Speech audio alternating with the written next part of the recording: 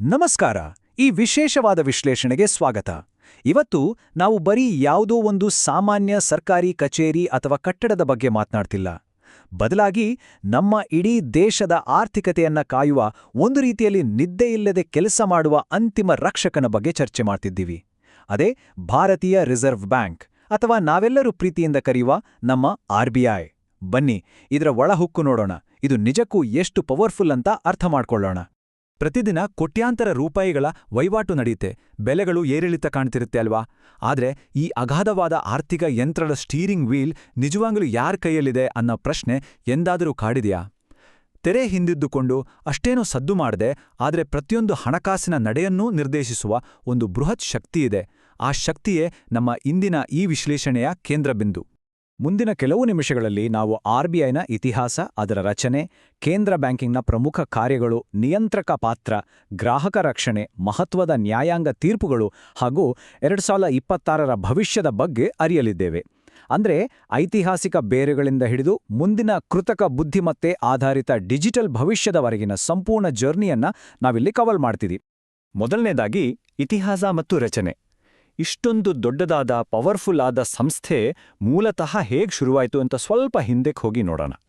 1934ರ ಈ ಟೈಮ್ಲೈನ್ ಕಡೆ ಒಮ್ಮೆ ಗಮನಹರಿಸಿದರೆ ಒಂದು ನಿಜಕ್ಕೂ ಆಶ್ಚರ್ಯಕರವಾದ ವಿಷಯ ಗೊತ್ತಾಗುತ್ತೆ.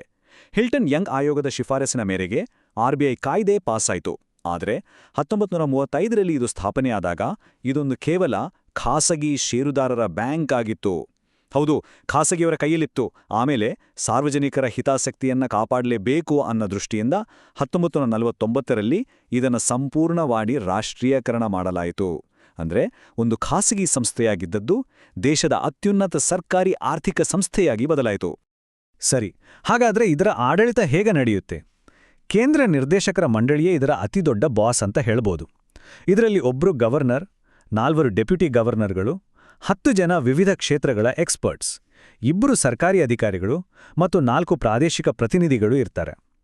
ಇಲ್ಲಿ ನಾವು ಗಮನಿಸಲೇಬೇಕಾದ ಒಂದು ಸೂಕ್ಷ್ಮ ವಿಚಾರ ಅಂದ್ರೆ ಸೆಕ್ಷನ್ 7. ಇದು ಎಷ್ಟೊಂದು ಪವರ್ಫುಲ್ ಅಂದ್ರೆ ಸಾರ್ವಜನಿಕ ಹಿತಾಸಕ್ತಿಯ ದೃಷ್ಟಿಯಿಂದ RBIಗೆ ನೇರವಾಗಿ ನಿರ್ದೇಶನಗಳನ್ನು ನೀಡುವ ಅಸಾಧಾರಣ ಅಧಿಕಾರವನ್ನ ಕೇಂದ್ರ ಸರ್ಕಾರಕ್ಕೆ ಈ ಕಾಯ್ದೆ ಕೊಳ್ಳುತ್ತೆ. ಇದು ಸರ್ಕಾರ ಮತ್ತು RBI ನಡುವಿನ ಒಂದು ಕ್ಲಿಷ್ಟಕರವಾದ ಬ್ಯಾಲೆನ್ಸ್ ಅನ್ನ ಅದ್ಭುತವಾಗಿ ತೋರಿಸುತ್ತೆ. ಈಗ 2ನೇ ಭಾಗಕ್ಕೆ ಬರೋಣ. ಕೇಂದ್ರ ಬ್ಯಾಂಕಿಂಗ್ನ ಪ್ರಮುಖ ಕಾರ್ಯಗಳು. ದೇಶದ ವಿತ್ತೀಯ ಪ್ರಾಧಿಕಾರವಾಗಿ RBI ಏನೆಲ್ಲ ದೈತ್ಯ ಕೆಲಸಗಳನ್ನ ಮಾಡುತ್ತೆ ಅಂತ ನೋಡೋಣ. ನಾವೆಲ್ಲರೂ ಕೇಳಿರ್ತೀವಿ ವಿತ್ತೀಯ ನೀತಿ ಸಮಿತಿ ಅಥವಾ MPC ಅಂತ. ಇದೊಂದು 6 ಸದಸ್ಯರ ಸಮಿತಿ. ನಮ್ಮೆಲ್ಲರ ಜೇಬಿನಲ್ಲಿರುವ ದುಡ್ಡಿನ ಮೌಲ್ಯವನ್ನ ರಕ್ಷಿಸುವಲ್ಲಿ ಇವರದ್ದೇ ದೊಡ್ಡ ಪಾತ್ರ. ಬೆಲೆಗಳು ಗಗನಕ್ಕೇರದಂತೆ ತಡೆಯಲು ಹಣದುಬ್ಬರ ಅಥವಾ ಇನ್ಫ್ಲೇಷನ್ ಅನ್ನ 4% ಗುರಿಯಲ್ಲಿ ಕಾಯ್ದುಕೊಳ್ಳುವ ಅತ್ಯಂತ ಕಷ್ಟಕರವಾದ ಸರ್ಕಸ್ ಅನ್ನ ಇವರು ಮಾಡ್ತಾರೆ. ಇದನ್ನೇ ಹೊಂದಿಕೊಳ್ಳುವ ಹಣದುಬ್ಬರ ಗುರಿ ಅಥವಾ ಫ್ಲೆಕ್ಸಿಬಲ್ ಇನ್ಫ್ಲೇಷನ್ ಟಾರ್ಗೆಟಿಂಗ್ ಅಂತ ಕರೆಯೋದು. ಇಲ್ಲಿ ಎದ್ದು ಕಾಣ್ತಿರುವ 5.25% ಈ ನಂಬರನ್ನ ಸ್ವಲ್ಪ ಗಮನಿಸಿ. ಇದು ಮಾರ್ಚ್ 2026ರ ಹೊತ್ತಿನ ರೆಪೋ ದರ. ಇದೇನು ಒಂದು ಸಾಮಾನ್ಯ ಸಂಖ್ಯೆ ಅಂತ ಅನಿಸಬಹುದು, ಆದರೆ ಖಂಡಿತ ಅಲ್ಲ. ಈ ಒಂದು ಸಣ್ಣ ಸಂಖ್ಯೆ ಇಡೀ ದೇಶದ ಆರ್ಥಿಕತೆಯ ಮೇಲೆ ದೊಡ್ಡ ಪರಿಣಾಮ ಬೀರುತ್ತೆ. ಬ್ಯಾಂಕುಗಳು RBIನಿಂದ ಪಡೆಯುವ ಸಾಲದ ಬಡ್ಡಿ ದರವೇ ಈ ರೆಪೋ ದರ.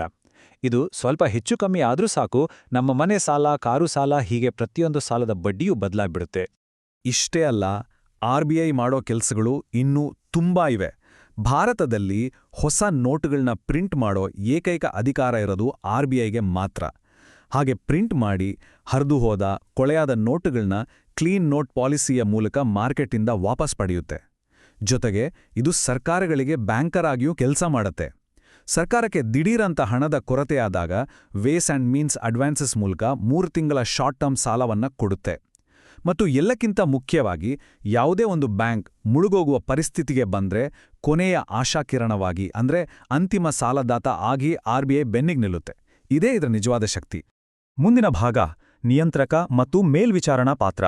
ಸಾಂಪ್ರದಾಯಿಕ ಬ್ಯಾಂಕುಗಳಿಂದ ಹಿಡಿದು ಇಂದಿನ ಲೇಟೆಸ್ಟ್ ಡಿಜಿಟಲ್ ಪಾವತಿಗಳವರೆಗೂ ಇದು ಹೇಗೆ ಕಟ್ಟುನಿಟ್ಟಿನ ನಿಗಾ ಇಟ್ಟಿದೆ ಅಂತ ಈಗ ನೋಡೋಣ. RBI ಕೇವಲ ಸಾಮಾನ್ಯ ಬ್ಯಾಂಕುಗಳನ್ನ 1949ರ ಬ್ಯಾಂಕಿಂಗ್ ನಿಯಂತ್ರಣ ಕಾಯ್ದೆಯಡಿ ನಿರ್ವಹಿಸೋದು ಮಾತ್ರವಲ್ಲ, ಇತ್ತೀಚೆಗೆ ಬಹಳ ಸದ್ದು ಮಾಡ್ತಿರುವ ಬ್ಯಾಂಕೇತರ ಹಣಕಾಸು ಸಂಸ್ಥೆಗಳನ್ನ ಅಂದ್ರೆ NBFCಗಳನ್ನ 2026ರ ಸ್ಕೇಲ್ ಬೇಸ್ಡ್ ರೆಗ್ಯುಲೇಷನ್ ಮೂಲಕ ಬಹಳ ಟೈಟ್ ಆಗಿ ಕಂಟ್ರೋಲ್ ಮಾಡುತ್ತೆ.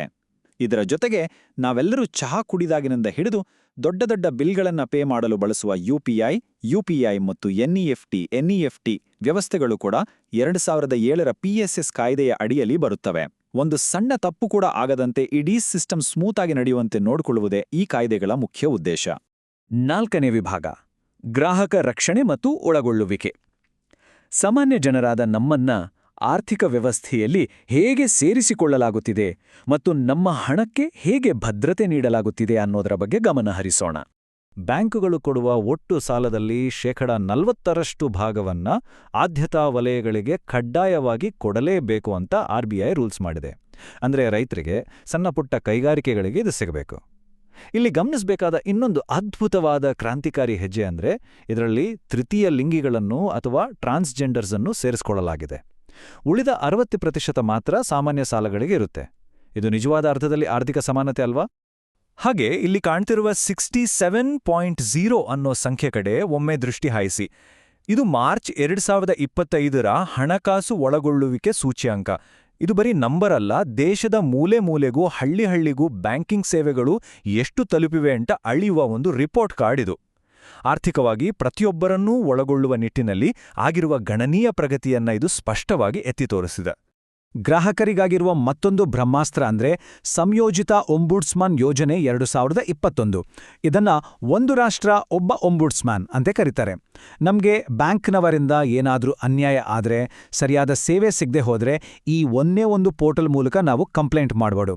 ಅತಿ ಮುಖ್ಯವಾದ ವಿಷಯ ಏನಂದ್ರೆ, ಬ್ಯಾಂಕ್ನ ತಪ್ಪು ಸಾಬೀತ್ ಆದ್ರೆ ಗ್ರಾಹಕರಿಗೆ ಬರೋಬ್ಬರಿ 20 ಲಕ್ಷ ರೂಪಾಯಿಗಳವರೆಗೆ ಅಂದ್ರೆ 2 ಮಿಲಿಯನ್ ರೂಪೀಸ್ಗಳವರೆಗೆ ಪರಿಹಾರ ಕೊಡಿಸುವ ಪವರ್ ಈ ವ್ಯವಸ್ಥೆಗಿದೆ.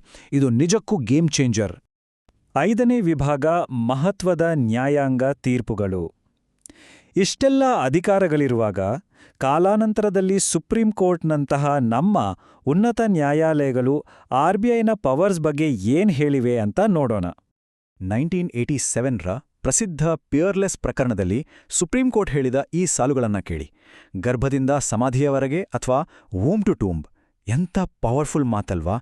ಯಾವುದೇ ಒಂದು ಹಣಕಾಸು ಸಂಸ್ಥೆ ಹುಟ್ಟಿದಾಗಿನಿಂದ ಶುರು ಮಾಡಿ ಅದು ಕೊನೆಯುಸಿರು ಎಳೆಯುವವರೆಗೂ RBI ಒಂದು ಕಾವಲುಗಾರನಂತೆ ನಿಗಾ ಇಟ್ಟಿರುತ್ತೆ ಅನ್ನೋದನ್ನ ಈ ಒಂದೇ ಒಂದು ಸಾಲು ಜಗತ್ತಿಗೆ ಸಾರ್ತದೆ.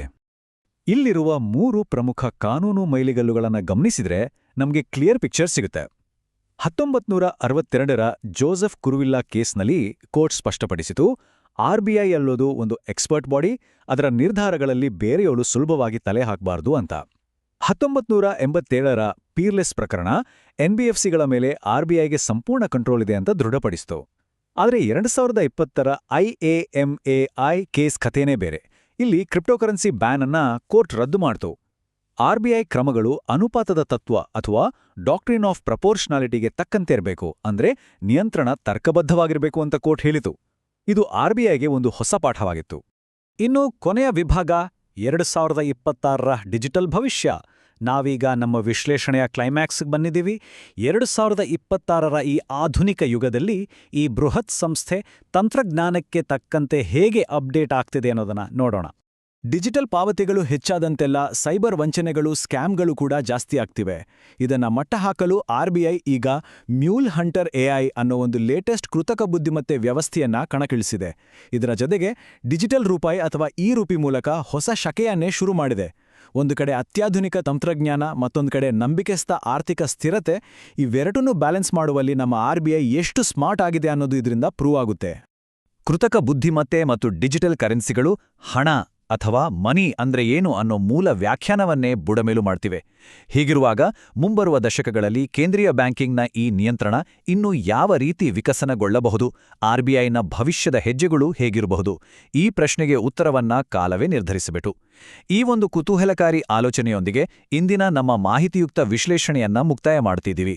ಇದು ನಮ್ಮ ಆರ್ಥಿಕ ವ್ಯವಸ್ಥೆಯ ಬಗ್ಗೆ ಒಂದು ಹೊಸ ದೃಷ್ಟಿಕೋನವನ್ನ ಕೊಟ್ಟಿದೆ ಅಂತ ಭಾವಿಸ್ತೇವೆ. ಸಿಗೋಣ ಮುಂದಿನ ವಿಶ್ಲೇಷಣೆಯಲ್ಲಿ.